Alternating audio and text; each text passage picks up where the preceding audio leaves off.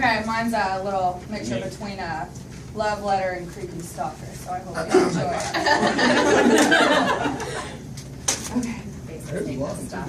I wrote mine. Let's all thought into it. Dear Dwayne, I know you'll probably never read this, but now your name is Caroline, and I'm your biggest fan. Ever since you walked into these doors, I've been dying to have you alone. And Tuesday I did. I really hope that you don't mind that I found a piece of your hair and put it in my collection.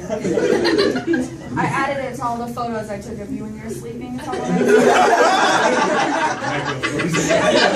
Jamaica must be a really beautiful place because only a beautiful place can make such a beautiful face. I have secret recordings of your voice, and I listen to them every night when I fall asleep. Oh, Dwayne, just please notice me.